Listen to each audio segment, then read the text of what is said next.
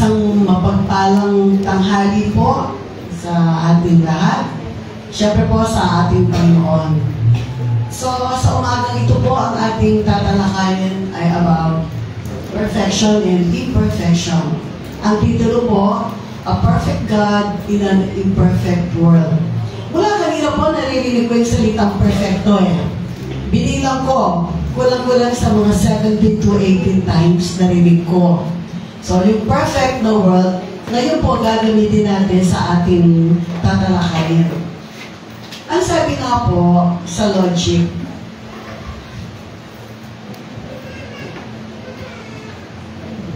sabi po, God is a perfect being. All what He created are all perfect. God created man, therefore, man is perfect. Tagalog po. Sabi po, ang Panginoon ay isang perfectong nilalang at lahat ng kanyang nilalang ay perfecto dahil ang tao nilalang ng Diyos. Sa gayon, ang tao ay perfecto. So, napakapalad po natin kasi nung tayo po ay nilalang ng Diyos, tayo po ay perfecto.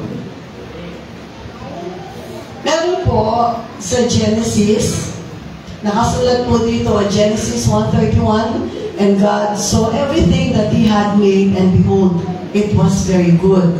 Ano po ibig sabihin niyan?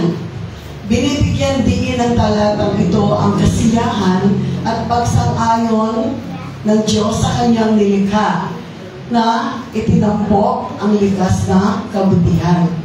Ibig po sabihin dito, talagang walang duda po nang lalangin ng Diyos ang mundo, ang sangkatauhan, ito po ay perfecto. Isa pa po ang verse natin, Psalm 19:1. The heavens declare the glory of God. The skies proclaim the works of His hands. Sa Tagalog po, sinasabi ng talatang ito na ang mga nilikha ng Diyos ay nagsasalita tungkol sa kanyang kapangyarihan at kalwalhatian. So wala pong duda, ang mundo na ilalang ng Diyos sa pamamagitan ng kanyang salita lamang. At sa kanyang paglalang sa mundo at sa lahat ng bagay na nasa mundo, ito po lahat ay perfecto. Sabi po dito, God is perfect. All what He created was perfectly done. The universe, the galaxies, oceans, moon, stars, etc. God also created man, His masterpiece. Therefore, man was created perfect in the image of God. But this was during the creation. Noong naglalang ng tao ang Diyos, ang tao po na nilalang niya ay perfecto. Tayo po dapat naging perfecto rin tayo. Kaya lang po, nagkaroon ng bagay na para ang tao mawala yung perfection. In this world, the only perfect being is God. And so when He created the world, it was perfect. Everything in it was complete, total, perfect, and amazing. Imagine the universe, how huge it is. The galaxies, moon, stars, nature, the sea, animals, and most especially His favorite creation, man. Ang pinaka-paborito pong nilalang ng Diyos, ang tao. Okay.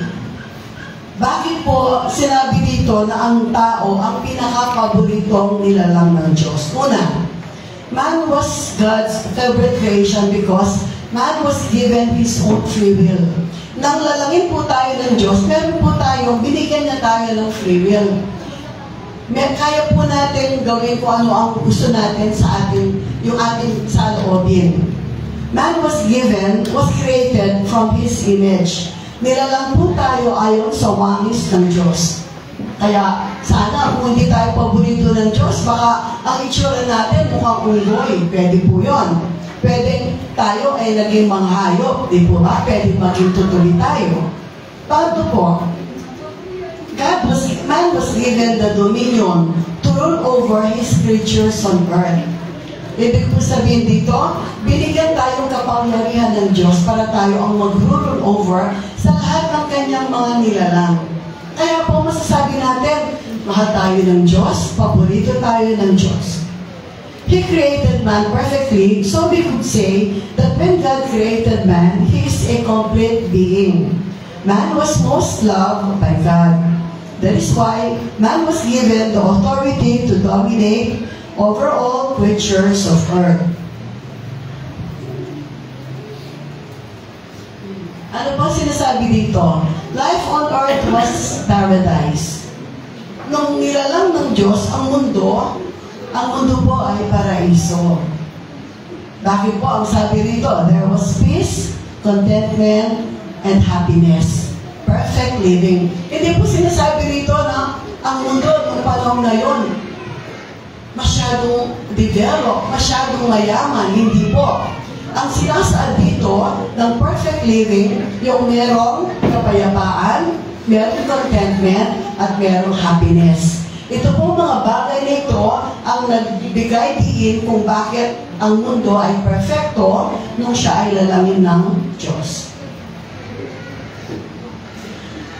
But life became imperfect because of sin. Ito po yung the sin of disobedience. Man was never contented to what he has, to the point he disobeyed God, which is the start of the world's imperfection. Ano nga po ba ang tinatawag nating sin of disobedience? Alam po natin na ang kasalanan na ito ay unang na-commit ni Adam and Eve. Kaya kung sinasabi natin, the love of money is the root of all evil, ang sin of disobedience is the root of all sins. Ito po ay totoo. Dahil lahat ng kasalanan nagmumula sa disobedience because we disobeyed God. Kapag nagnakaw tayo, nagdi-disobey tayo sa utos ng Diyos, huwag kang magnakaw. Kapag ikaw ay nangalunya, nag-disobey ka sa utos ng Diyos, huwag kang mangalunya. Kapag ikaw ay nag-covet ng iyong nag-inggit ka, o nagnasa ka sa ari-arian ng kapwa mo, kasalanan din po ito ng disobedience. Tingnan po natin. That is why the world that man lives today is full of imperfections. We live now in a world full of chaos, danger, unstable economy, natural disaster, threatened by calamities, threat of diseases, cruelty of man, wrath of nature. Sabi po, how sad to know that man is the one responsible for life's imperfection today. Ano po sinasabi nito? Na bakit merong imperfection sa mundo? Ito'y gawa ng tao. Bakit magulo ang mundo? Bakit delikado ang mundo ngayon? Bakit po yung ating ekonomiya napaka-unstable?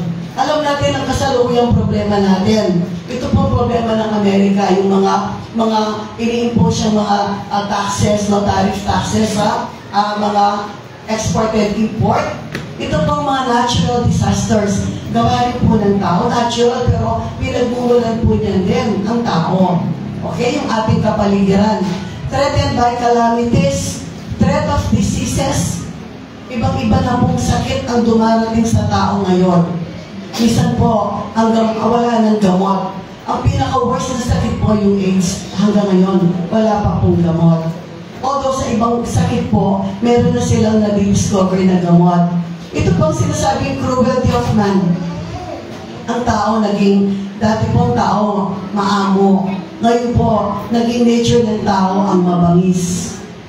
Pati mga estudyante po, kung titignan natin ngayon, nakakapatay na po sila, pumapatay ng mga menor na edad.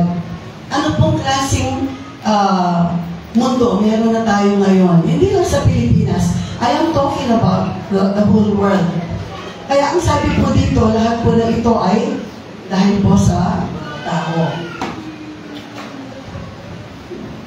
Bago ko po talakayin ito, gusto ko lang magbanggit ng bagay ito. Ang sabi po, man believe that he can be perfect. Ang isip ng tao, pwede siya maging perfecto. Hindi man niya lalampasan ng Diyos, pero gusto po niyang pantayan. Ito po ay napatunayan sa maraming pagkakataon sa mga scientist. Ang ginawa ng tao, they tried to explore the world. Kung malalaman, tatandaan po natin, in 1969, nagkaroon po tayo ng unang taong umapak sa buwan. Sino po tao makakaisip na magkakaroon tayo ng mga astronauts? Ito po, sa pagsasaliksik. Wala pong masama sa advancement, sa science and technology. Siyensya po yan eh. Kailangan talaga umunlad ang ating bansa. Pero, minsan po, ang kanilang kaalaman, they want to go beyond. Nagkaroon po tayo ng mga test tube babies, no? Nakakapag-create na ng buhay. Hindi lalabas na sinapupunan ng nanay, pero pwedeng magkaroon na ng anak. Sa medisina po, iba't ibang klaseng medisina ang napoproduce nila. At ito po yung nakakatulong naman, no? Napakarami pong bagay dahil sa research and science na nakakatulong sa mundo. Pero isang bagay lang po hindi kayang gawin ng siyensya. Ito po ang bumuhay ng patay. Dahil ito po ay trabaho ng Diyos. Wala pong pwedeng lumampas o pumantay sa ating Panginoon. Sabi nga po, science is good. Men really need to explore for development.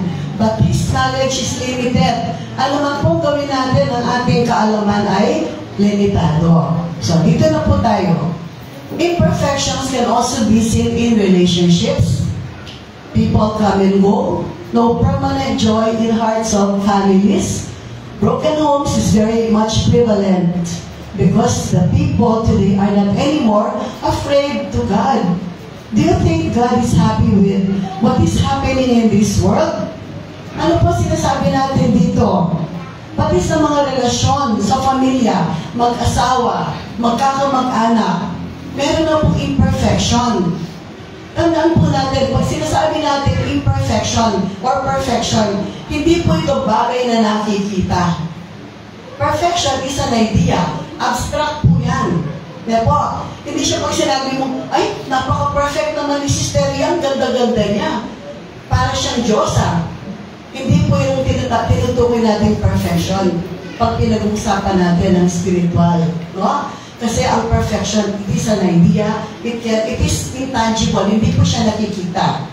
Pero sabi rito, sa bawat pamilya, marami na po ang mga pamilya, sabi nga, oftentimes, sabi dito, yung joy, wala na daw sa puso ng mga pamilya.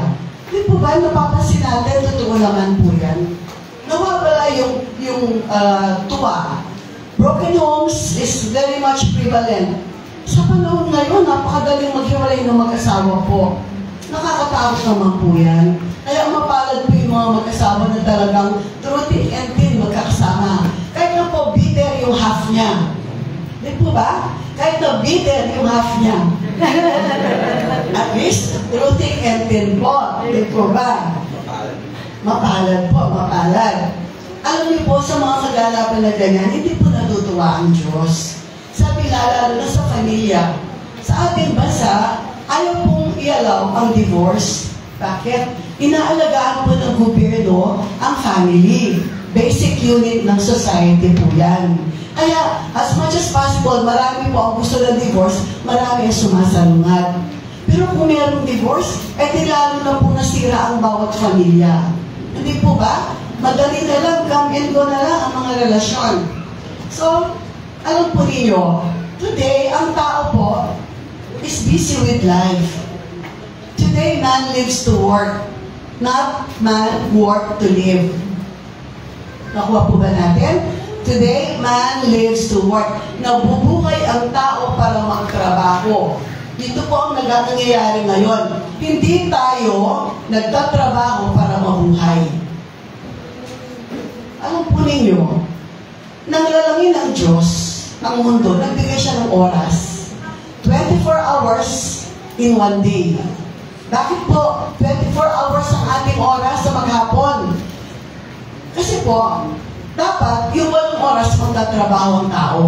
Dapat 8 oras lang. Hindi 16 hours, hindi 20 hours. Pero ngayon, nagagawa na po yan. Nagaganap na yan. 16, 20 hours para lang kumita ang tao. Yung pangalawang 8 hours, kailangan daw ang tao magkaroon ng 8 hours na sleep. Binigay po ng Diyos yan para yung lahat ng tao maalagaan kasi mahal tayo ng Diyos.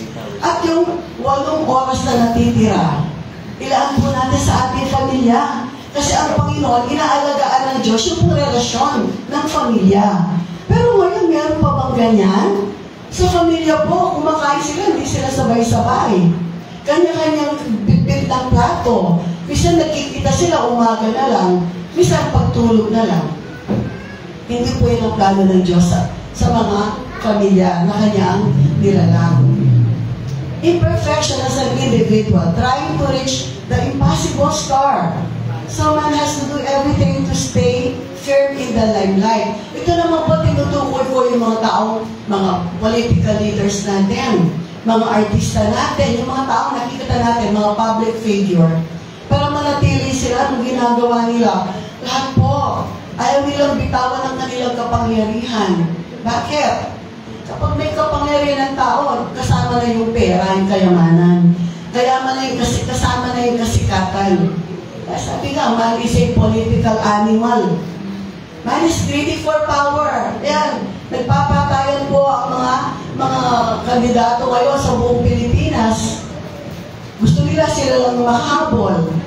Man is greedy for fame. Gusto nila sumikat sila ng todo-todo. Kaya mga sikat natin, mahabol. Tayo namang mga medyo hindi nag-iisip. Pag sikat, binoboto natin. Mag-isip naman po tayo. Mag-isip naman po tayo. Okay. Siyempre po, no? Sabi na, power, faith, and wealth. Hindi po nila maiwanan ang kayamanan. Kaya po, alam niyo, magulo-magulo ang mundo ngayon. Kahit na po sa bansa natin, dapat po mga Pilipino walang nagnanakaw, walang nahirap. Sa totoo lang po, dahil mayaman po ang Pilipinas sa likas na yaman. Kaya lang po, dahil po, sabi nga ang mga sarili nating pera, kayamanan natin, napupunta lang po sa ilang bulsa, ilang-ilang lang, which is not right. Sana po, alam niyo po, meron takdang panahon ang Panginoon para dyan. Kaya huwag po tayo mag-worry, darating din ang takdang panahon. Some people define perfection in their own way, believing that one can be perfect if everything is in Him. Akala niya, perfecto ang buhay niya. May pera siya, may kapangyarihan, sikat, may pamilya. Pero mali po yan. Hindi po material na bagay ang pwedeng magpa-perfecto sa isang tao o sa isang pamilya. Why? Because perfection is not possible to man but only to God. Because for only God is perfect. Looking at some biblical characters, no? Halimbawa po si David. Si David, he was an ordinary shepherd. Pastor lang po siya. A weak person. But because he depended on God, he became what he was in his life.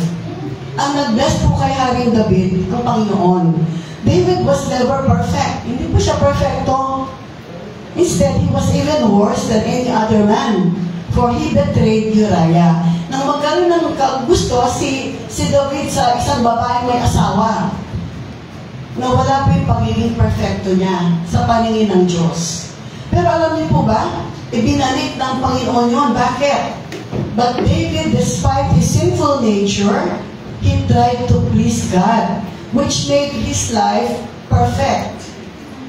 Ang sinasabi po, yung buhay ni David ang ginawang perfecto ng Diyos. Hindi po si David. Bakit? God did not allow David to fall because David showed God that he is for God. Kung tayo po, hindi tayo tatalikod sa Diyos. Kung tayo po, mananatili tayo sa ating Panginoon, alam niyo po, tayo rin, mararating po natin yung tinatawag na perfection. Bakit? Can a man not be perfect again? Pwede bang hindi? Pwede bang maging perfecto uli ang tao? In some ways, a man can, if he is faithful to God. But because God will make him perfect again in God's own way and His perfect time. Isa po pong Bible character si Job. Kung kilala po natin si Job, isang taong faithful kay God. Pero sinubukan po siya ng evil, ng diablo. At lahat ng kanyang ari-arian, kanyang pamilya, pinatay, kinuha. Nagkaroon pa siya ng sakit na parang ketong. Alam niyo po, si Job, nanatili po siyang matapat sa Panginoon, nanatili siyang mapagpakumbaba.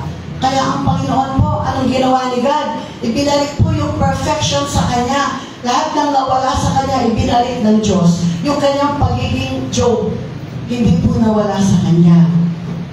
So, ibig po sabihin nito, ano po ang sinasabi natin? Our life today is imperfect. Why? Because like Adam and Eve, they deviated from the ways and will of God. They used their own free will to satisfy themselves, which made them be separated from God. If Adam and Eve did not separate from God, maybe today's life may have been perfect. Ang sarap sana ng buhay nung nilalang ng Diyos si Adan at Eva. Nasa paradise. Kung hindi po sila nagkasala sa Diyos, lahat po tayong mga salin lahi, tayong panahon natin, para po tayong nasa paradise. Kaya lang po dahil nagkasala po sila sa Diyos. At yun po, hindi po pwedeng manahan ang Diyos sa may kasalanan. Okay. Bakit po ang tao nag-struggle today? Tayo po ito. Not a single day can a person rest. Wala na pong time para magpahinga ang tao ngayon. Napapansin po ba ninyo? Trabaho. Ang bilis mo na maghapon. Kailangan, kung pwede magkaroon ka ng 3 trabaho, gagawin mo. Alam niyo po, hindi lang po kayo. Ako, hindi pa panahon na ganito. Ang trabaho ko, 3 eskwelahan ang pinapasukan ko sa isang linggo. Kung maniwala kayo, hindi. Nangyari po yan, way back 2007, 2006. 3 eskwelahan po pinapasukan ko hanggang Sabado. Pero ako po, kahit pa paano may time ako kay God. Hindi ko po kinakalimutan ang relasyon ko sa Diyos, ang paglilingkod sa Diyos. Ang pamilya ko, hindi ko naman po sila pinapabayaan. Alam ko pa rin pong balanse, nakakatulong pa naman po ako. Pero ngayon, parang ang bilis lang ng facing ng panahon ng maghapon. Kaya po minsan ng tao, hindi na po siya nakakatulong. Sana po isipin natin yung ating kalusugan. Today, man wants to satisfy their eagerness to become rich. They do everything up to the point of doing things, even not legit. So many professionals today, because they wanted to reach their goals, which is to succeed, they do everything up to the point of, minsan napapabayaan ng relasyon, napapabayaan po ang mga bagay-bagay na mas mahalaga. Napapabayaan po ang spiritual na relasyon sa ating Panginoon. Mga kapatid, kalimutan po natin lahat. Huwag lang po ang Panginoon. Huwag lang ang relasyon natin. Sa oras na ito po, wala pong tayong dapat panghinayaan. Huwag po natin sabihin, nagugutom na ako, oras na, alas 12 na, lunchtime na. Sana kumakain na ako ng masarap ngayon. Huwag po natin isipin yun. Bakit po? Kung ano man ang ginagawa natin ngayon, we're doing this for God. At nakikita po ng Diyos yan. Ang Diyos po magre-reward sa atin, maniwala po kayo at hindi. Lahat po ng mga taong walang pag-asa sa oras na to, magkaroon po kayo. Tanggapin niyo po na meron pang pag-asa kasi meron po tayong Diyos na buhay. Amen? So, sabi po, relationships are torn down because we wanted to look for a partner. Minsan po, nagkaroon tayo ng perfect na partner, wala naman po perfectong tao eh. Natawa nga kay sister, perfect church, sabi niya kanina. Sa mundo po walang perfecto, ang Diyos lang po. Kaya huwag po tayo maghanap ng perfect na partner, mag-fail lang po tayo. Kung ano pong binigay ni God, kahit na po maangas ang mukha, kahit na po sobrang guwapo, kahit na po sobrang sexy, tanggapin po natin. Kasi po galing po kay God yan. Sabi po, if we are for God, if we will have great faith in God, if we trust God with everything, then we can be perfect again. Because if we have God, we will be at peace. Ito po ang naging consequences ng imperfect world. Sabi po, we have chaotic life, magulo ang buhay. Totoo po yan, no? Pakagulo. Greediness of man, napakasakim ng tao, hindi nakokontento. Immoralities of man, wala na pong takot ang tao ngayon sa moralidad.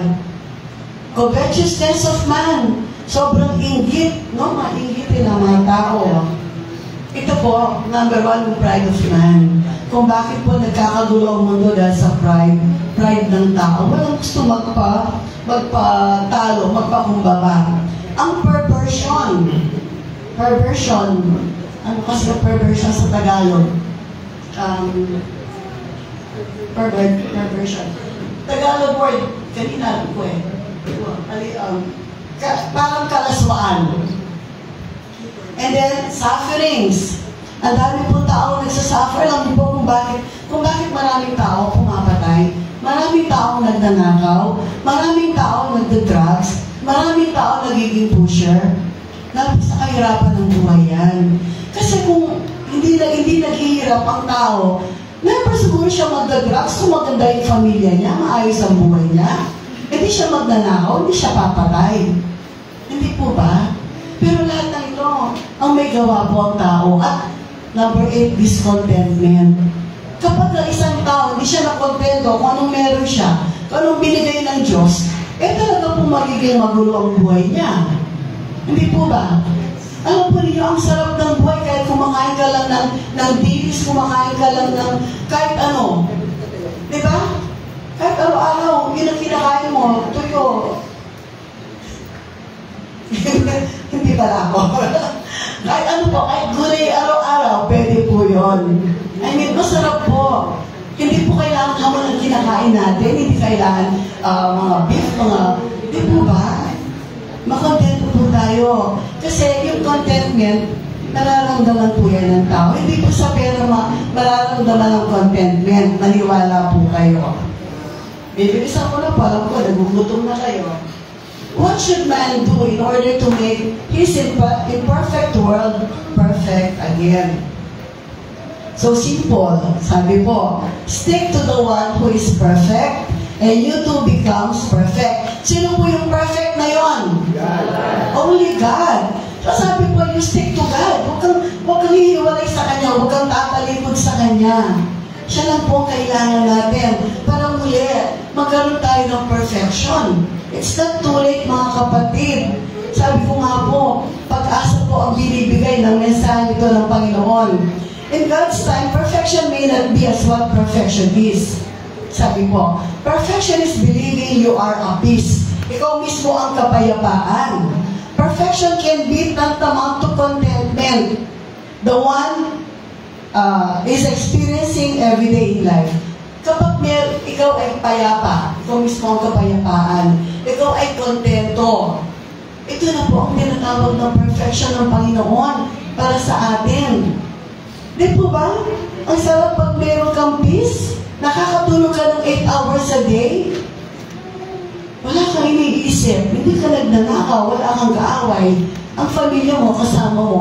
Ito po ang perfection na sinasabi.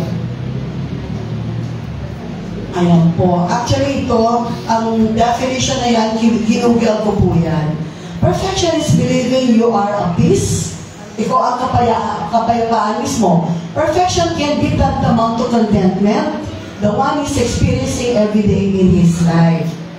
Tagalog po. Ang pagiging perfecto ay ang paniniwalang ikaw ay isang kapayapaan. Pag alam mo kung mapayapang tao, hindi ka madaling magalit. Kahit anong marinig mo sa paligid mo, you let them. Maging passive po tayo. Bakit ka magpapastress? Sino ba sila? You are at peace. Ang pagiging perfecto ay maaaring katumbas ng kasiyahan na nararamdaman ng isang tao sa kanyang buhay. So, how to go back to perfection? Anong gagawin natin? Ito po yung tinagalog ko kanina. Okay? Next slide na. A perfect God in the midst of an imperfect world. So, kung gusto natin magbalik sa perfection, ano po ang kailangan natin? A perfect God in the midst of a perfect and imperfect world. God remains perfect in all His ways. Kaya nga po, sino kailangan natin? We need only God. Why? Number 1, God is perfect. Ang sabi po sa Psalm 13:6-1, give thanks to the Lord for His good. His love endures forever. Ano po ibig sabihin yan? Ano po ang sinasabi dito? His love is complete. Kompleto ang pagmamahal ng Diyos. Unwavering, hindi natitinag. It encompasses all aspects of a person's life and providing comfort and strength in times of difficulty. Ang sinasabi po dito, ang unconditional love ni God sa ating lahat. So, ito po ang kailangan natin itong mga sa gitna ng imperfection na kailangan natin si God. Bakit? Si God po, siya lang pwede magbigay ng unconditional love sa atin. Na kapag nandun tayo sa point na tayo malapit ng mahulog, no? Whenever our back is against the wall, si God lamang po ang nandyan. Siya po magbibigay ng comfort at kalakasan sa atin. That is because of His love. Kaya sabi po dito, give thanks to the Lord for His good. Yun lang naman po ang gusto ng God. Ina-acknowledge natin yung kanyang goodness. Okay? Number 2, His ways are perfect. As for God, His ways perfect. The Lord's word is flawless. Ano ibig sabihin ng flawless? Pag flawless tayo, walang kapitasan. Di po ba? Ibig sabihin, ang salita ng Diyos ay flawless. It is perfect. Why? Nasubukan na po. The word of the Lord is tried. Nasubukan na po natin ang salita ng Diyos. Hindi lang ngayon. Sa simula pa, mula nang pinanganak tayo, nararamdaman na natin lahat, di po ba? Ang salita niya, totoo. Amen po ba? Amen. Meron ba rito isa na sinasabi hindi totoo ang salita ni God? Siguro po wala, di ba? Kasi lahat tayo naranasan natin ang kanyang mga pangako. Kapag tayo nanalangin kay God, sumasagot po siya. Anong oras pa ng pagpanahon? Bumabagyo man, natutulog ka man, walang-wala ka man, mayaman na mayaman ka man, si God po, lagi po siya nandiyan. Sabi po dito, this verse emphasizes God's perfect ways, the reliability of His words, no? Totoo yung kanyang salita, and His role as a protector for those who trust Him. Pero protektahan po tayo ng Panginoon, kaya magtiwala po tayo sa Kanya. Kasi nga, His ways are perfect. Number 3 po, His plans are perfect. Ito, paborito ni Pastor ito, ang verse na to, Romans 8:28. And we know that all things work together for good to those who love God and are called according to His purpose. Ano po sinasabi rito? Pag sabi natin, His plans are perfect. Even when we don't understand, God is working for our good. Alam niyo po ba yun? Kahit na po, hindi natin nauunawaan, pero ang Panginoon po, hindi siya tumitigil. Kumikilos po siya para sa ating kabubuti. Example, naglalakad ka, hindi mo alam, bigla pa lang merong darating na sasakyan na pwede kang maaksidente. Pero si God, gagawa kanya ng paraan. All things work together for good to those who love God and are called according to His purpose. Kung tayo po naglilingkod sa Panginoon, never po niya tayo pababayaan. Huwag po tayong maniwala na meron mga risk na pwede dumating. Totoo, meron po. Minsan napapahintulutan po yan. Pero ang Panginoon pa rin ang gagawa ng paraan. I want to share this. Although hindi ko po masyadong sigurado, pero ako hindi naman po ako na totally nalulungkot. Kasi nga, passive ang personality ko. Hindi po ako madali na maapektuhan. Alam niyo naman po sa nakaraan, cancer survivor po ako. Nag-cancer free po ako ng October. Ano na ngayon? April.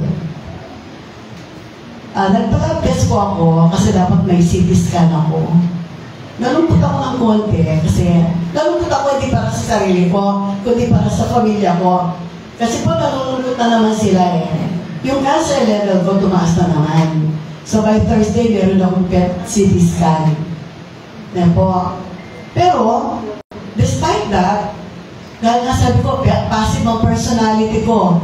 Hindi ko maisip kung iiyak ako, kung malulungkot ako. Pero deep inside, nasa isip ko yan. Pero meron po akong peace. Meron akong kapayapaan sa aking sarili. Kasi alam ko, ano man ang dumating, nandiyan si God. Pag anak ka ng Diyos, hindi ka po niya pababayaan kahit ano pa ang mangyari. Tandaan po natin yan. Why worry, di ba? Sabi nga ni Pastor, why worry? You don't have to worry. God will do it for you. Amen po ba? Amen. Nadi-bless po ba tayo? Amen. Salamat po. Thank you, Lord. Ang sabi po dito, this verse emphasizes God's sovereignty and His ability to orchestrate all things for the benefit of those who love Him. Kung mahal natin ang Panginoon, claim po natin ito, maniwala tayo dito. God's perfection does not mean we will never experience hardship, but it will mean He is trustworthy in the midst of it. Pwede pong i-allow ni God yung mga paghihirap, yung mga trials, yung mga problema natin. Pero, si God po ang kasama natin na magsusolve yan. Siya ang kasama natin, siya ang magbubuhat sa atin. Kaya wala po tayong dapat ikaw-worry. Di po ba? Amen. Amen. Thank you, Lord. Isa pang verse about plano ni God. Ang Jeremiah 29:11. Siguro po alam natin lahat ito. Babasahin ko lang po. For I know the plans I have for you, declares the Lord. Plans to prosper you and not to harm you. Plans to give you hope and a future. Ito po ang plano ni God sa atin. Tayo pong sumasampalataya kay God. Tayong naniniwala sa Kanya. Tayong tumanggap sa Kanya.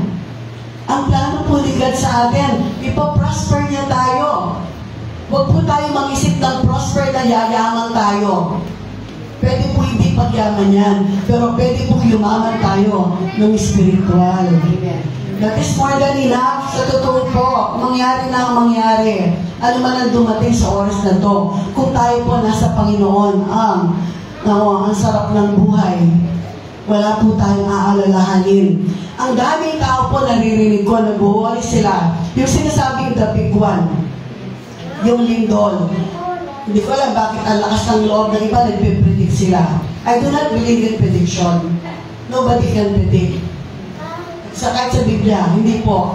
Ang mga propesya, pwede po. Mga prophets yan. Pero yung mga sa panahon natin, sino po pwede mag-predict ng lindol? Sa Myanmar nga, hindi nila alam eh. Kaya ang dami nang namatay. Hindi po ba? Kasi kung alam nila, hindi naganda na sila.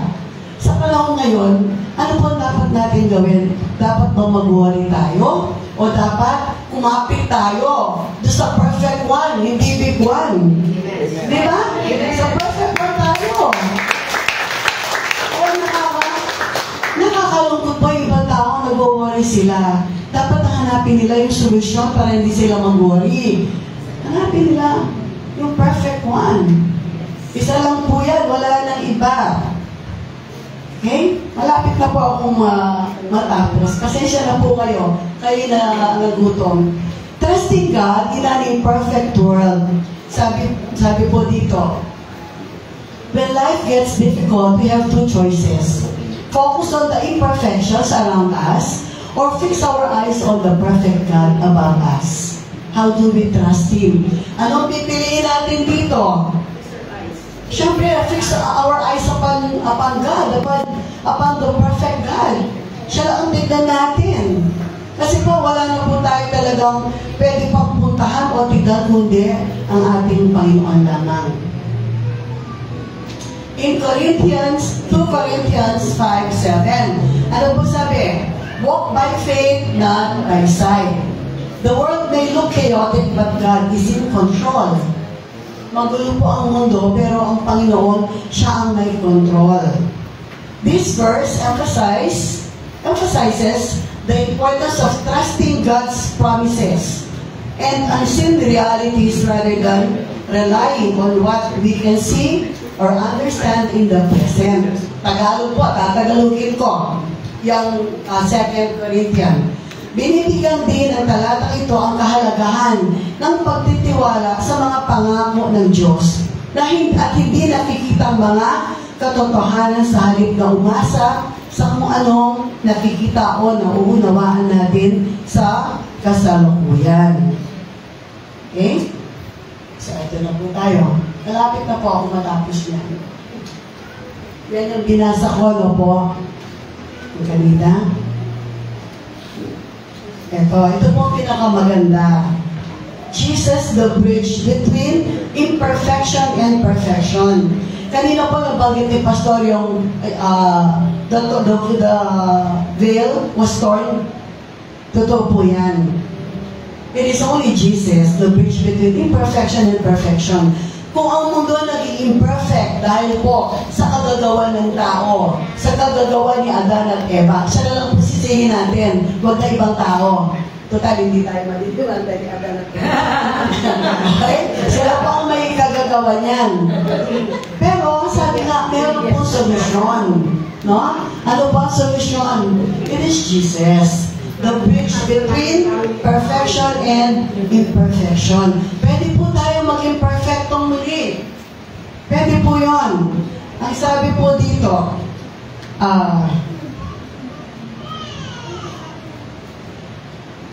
God did not leave us to suffer alone. Instead, He sent Jesus, the perfect Savior, into this imperfect world to redeem us.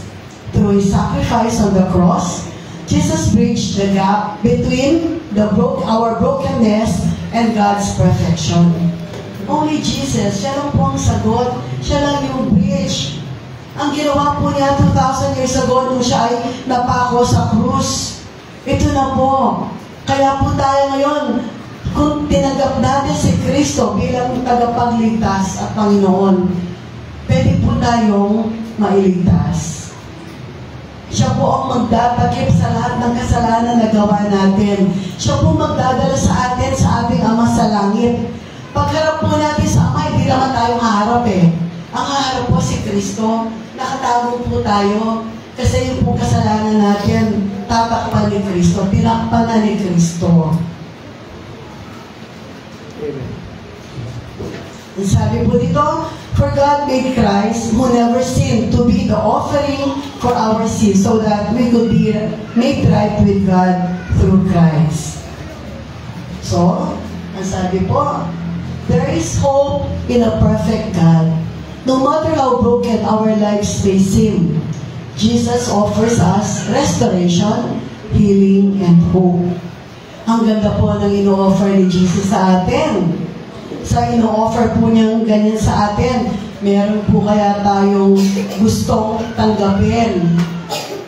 Ano po gusto natin dito? Sa ino-offer ni Christ, gusto po ba natin ang pag-asa? Gusto natin ang restoration? Yung dating perfect na naging imperfect, pwedeng bumalik sa perfection? Gusto ba natin ang healing? Pwede po tayo maging perfect again if God is in us. Mga kapatid, it's not too late po. Marami na po dumarating na kabuluhan sa mundo. Hindi po natin alam bukas anong mangyayari. Hindi po natin alam pag uwi natin, baka ito na yung pagdating ni God, kukunin na niya tayo. Masaya po. Kung kukunin niya tayo, tayong ligtas na. Tayong may relasyon na sa Kanya. Tayong tumanggap na sa Kanya. Masarap po. Yun lang po ang kailangan natin. Tanggapin natin si Kristo bilang Panginoon at personal na tagapagligtas. At tayo po ay maniligtas. Tayo po ay pwede maging perfect na muli. Sa umagang ito, mga kapatid, tayo po ay tapos na po ito. Ay, teka, ito huli. Revelation lang po. Sorry po. Wala kasi sa notes ko, pero huli na po yan. Ang sabi po dito, He will wipe every tear from their eyes, and there will be no more death, or mourning, or crying, or pain. For the old order of things has passed away. Ito po ang magaganap sa pagdating ng ating Panginoon. Ngayon po mga kapatid, gusto ko lang po tanungin sa mga kapatiran natin na gustong tanggapin ng ating Panginoon bilang personal Savior and Lord. Meron pa po tayong times na too late. Nawa po yung pagpapaliwanag ko po, naging maliwanag po sa ating lahat. Nawa yung mensahe tumimo sa ating mga puso. Nawa ang ating Panginoon po manatili sa ating mga puso. Sa umaga nito po, gusto ko po tanungin, meron po ba dito na gustong tanggapin ng ating Panginoon bilang sariling tagapagligtas? Pwede po bang yumuko tayong lahat? Yumuko po tayong lahat.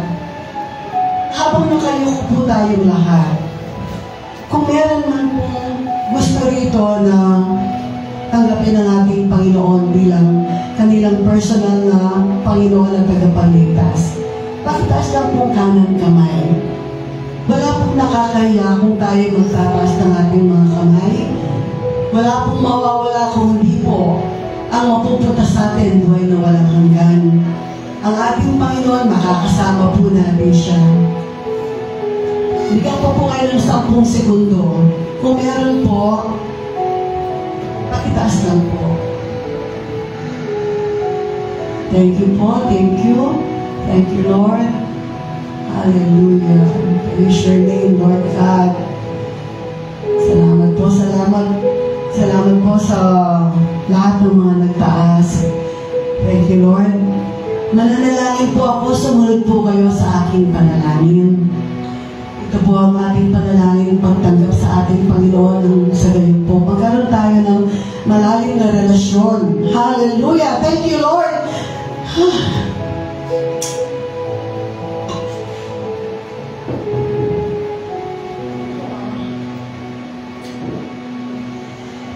Manalangin po tayo.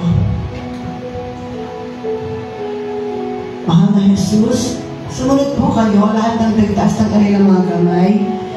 Natanto ko kailangan kita. Naniniwala akong namatay ka para sa aking mga kasalanan. At naniniwala akong nabuhay kang muli. Hinihiling ko pong pumasok ka sa aking puso,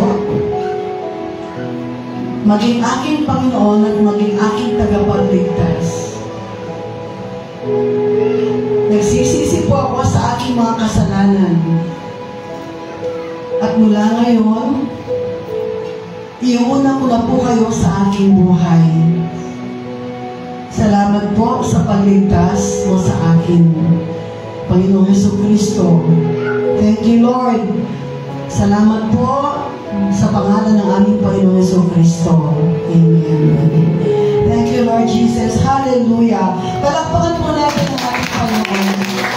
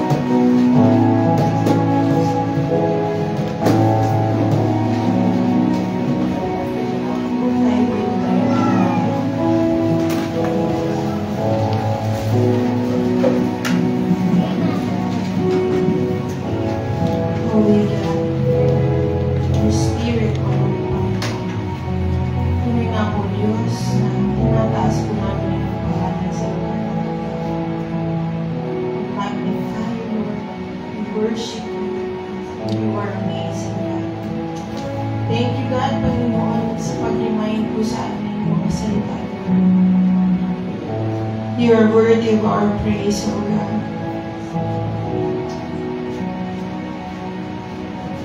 Panginoon, linisin po ninyo ang aming puso, ang aming isipan.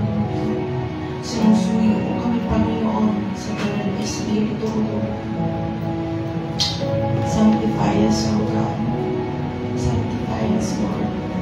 Patuloy ka po, Panginoon, pagaling o Diyos sa mga karamdaman, O God. Gamitin niyo po kami, O Diyos, for the expansion, Panginoon, your glory, Lord. Yan po ang aming pong katungkulan habang kami nabubuhay, Panginoon. And Lord, we believe on your promises, Panginoon. Panginoon, we are imperfect, O God. Kasalanan po kami, Panginoon. But through your grace, O Lord, binigyan po ninyo kami ng buhay, Panginoon, Lord, and salvation, God. And we're claiming that, God, that your Spirit, Lord, will continue, Panginoon, to purify us, O God. Lord, i-bless niyo po, Panginoon, ang aming pong mga gawa, Lord, Panginoon, para sa iyo, O God. I expect, Lord, blessing, Panginoon, yung healing, Lord, Panginoon. Maraming salamat po, O Diyos. As we part, Panginoon, tunay nga po, O Diyos, ingatan niyo po kami, O God. Panginoon, tunay nga po, O Diyos, na ikaw po, O Diyos, ang mag-iingat sa amin at mga pamaming mga gagawin. Your protection, O Lord, in Jesus' name, Lord, that binibigay po namin, O Diyos, ang pinakamataas na papuling pagsamba. In the name of Jesus Christ, our Savior, we pray.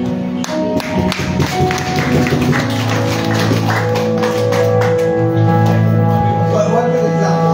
Itatawagan ko si DJ, si Nathan, si Satan. I will pray for you.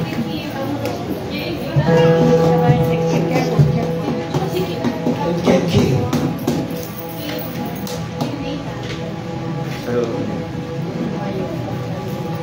One minute lang to. Alam ko, overtime na tayo. Eh, kasama po ito sa program na. Anong place mo sa